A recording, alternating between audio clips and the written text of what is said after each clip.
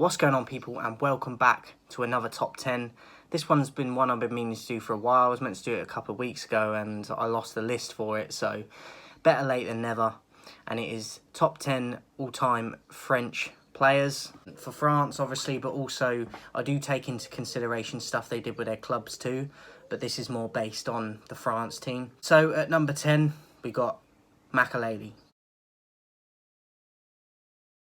He actually had a role named after him in that centre of defensive midfield role. They called it the Makelele role because he was the first one to do it at such a high level, and we've never really seen anyone really do it to how he did it.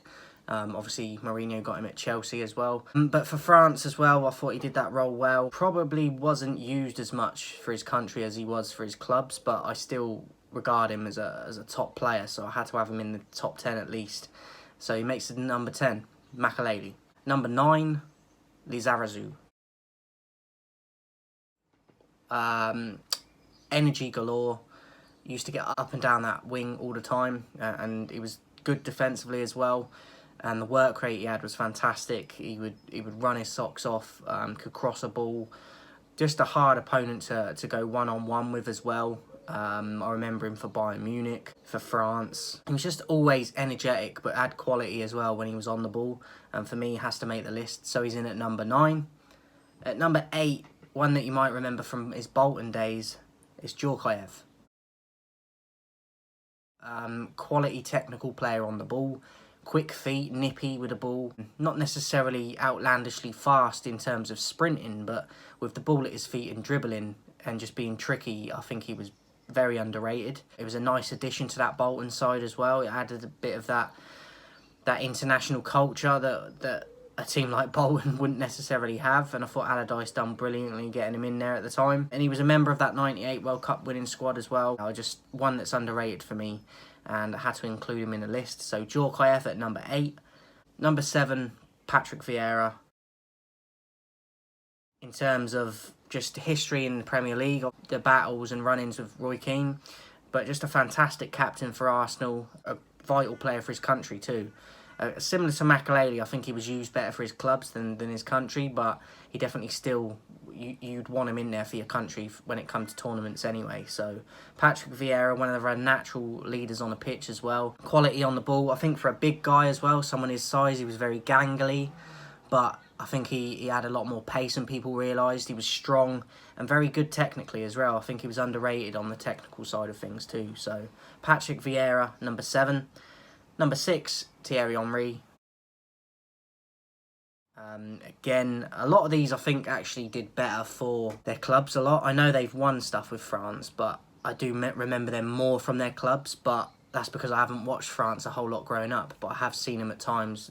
98, the 2000 Euros, obviously recently winning the World Cups with Griezmann and Mbappe, and but Henry, another one that was involved in the 98 World Cup squad, then in the Euro 2000 when they went on to win it again, 2 years later for the Euros. You could argue he could have won more with his country, but I still think he played vital parts for France at times over the years, and we all know what he did on a club basis. So Thierry Henry, I mean, he's my favourite ever Premier League player as well.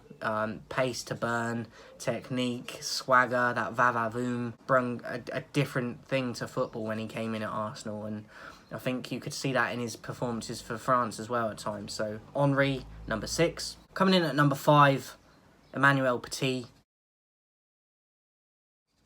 Now, I've not seen a whole ton of this guy, but what I have seen of him, I really like. He was a little bit before my time growing up for Arsenal. I come in a few years later when he was departing basically, or had already left. But I remember him at Chelsea when he came back, and I saw him more for France, to be honest, more than his club teams.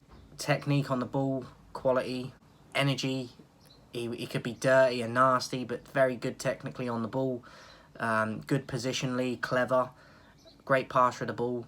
Underrated again, I think. He does get respect, but I don't think he probably gets as much as he should. And that's from someone that hasn't even watched him a lot. From what I've seen of him, he looked world class to me. So Petit, number 5.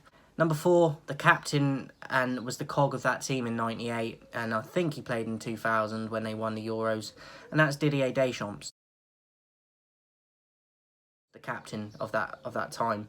Now, in terms of nice players, like easy on the eye players on this list, he's probably bottom. But his importance, you could argue he should be number one because he was the captain. And you have to have a good leader. No matter how talented your other squad members are, you have to have a good leader to still go on and win titles and trophies. And he was that for me. So that's why I've got him this low down on the list. I think in terms of if you're going to watch someone and get excited by him and what they can do, he's probably bottom. But in terms of being a captain and a leader and a vital part of a team to win trophies, he's arguably number one. I've got him at number 4 because of the importance and just you need him in there to win them trophies when they did. You can't underestimate it. So Didier Deschamps, number 4. And he's gone on to have a very good managerial career as well. So Didier Deschamps. Number 3, Marcel Desailly. I actually remember him from Chelsea, but I do remember him just as much from France as well. Vital part of that 98 team as well, similar to in the 2000 as well. Rock solid, pace, strong, could be nasty, technically good, positionally very good. Didn't really make mistakes a lot. Hard to beat one-on-one, just very well-rounded and a very good leader as well. So Desailly, it's not hard to put him this low down because he was a very, very good player. Probably arguably better for his country than his clubs at times, but he's still quality. So Desailly, number 3. Number 2, Lilian Thuram. This guy was phenomenal. You could have him at the right back, or he could probably play left back if you wanted him to. He could probably even play at centre back if you wanted him to. Very versatile, strong, pacey. More pace for a big guy than you'd expect him to have. He was crucial in the 98 World Cup for them. Scored some crucial goals. I think he played in 2000 as well. So another one that just vital to that time for that France team, winning trophies. So Thuram, rock solid guy, very hard to beat one-on-one. And he was very good on the ball as well. And I think he had a very good career with his clubs as well. So Thuram, number 2. And number 1, the guy that made football look like ballet. Looked effortless. He was like Berbatov in midfield. It's Zinedine Zidane. Zizou. His performance in 98 throughout the tournament was brilliant. And then especially in the final, getting 2 goals. You can't argue with it. Stood up, beat a Brazil team with Ronaldo in it. I know there was a lot of controversy at the time with Ronaldo having the seizure and stuff, but they still had other quality players in that team too. And they were the favourites to win that World Cup, even though it was in France, Brazil. France dealt with them, and Zidane was the major part of that. And pretty much, I know football's a team game, but you still have to have the moments from individuals to help.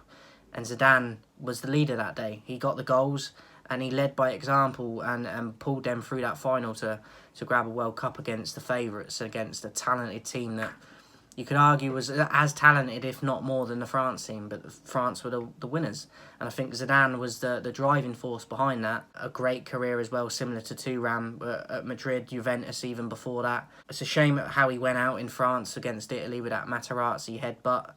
It's a shame that happened and he had to leave the international stage in that way, but I think another one has gone on to have a fantastic career as a manager. 5-time Champions League winner with Real Madrid. I think he's a bit of a free agent at the moment in terms of managing, but been a great manager, and for me, he's in top 5 best ever players for me in the history of football for me. So Zinedine Zidane was easy to put him at number 1 for this list. And yeah, a vital part of that French team, especially in 98. And even going into that game against Italy when France lost that final against Italy and that Materazzi moment happened, he was playing brilliantly in that tournament as well at the end of his career. So for me, unquestionable, and it's easy to say that he's number 1 for this. So that is my all-time top 10 France players, guys. I hope you enjoyed it. Let me know yours in the comments, and I'll be back soon with another top 10. And also, we got the last set of fixtures coming up for the final game week for the Premier League. I don't like it when the season ends, but let me know what your thoughts of that are as well, guys. Obviously, we've got to play Crystal Palace. It's going to be tough. They're one of our bogey teams. I'm a bit nervous about it. Wouldn't expect us to get a result, to be honest, at the moment. But let me know your thoughts in the comments, guys. And before I go, 2,000 subscribers by the 1st of June. I can only do it with your support and your help, guys. So make sure you're subscribing and the notifications are switched on. And I'll be back soon, guys, with another top 10. But I will also be back before that with my lineup for the Palace game. And then I'll be back with a press conference reaction to Ranić for the Palace game too. So watch out for that, guys. Appreciate everyone's support. And I'll catch you on the next one.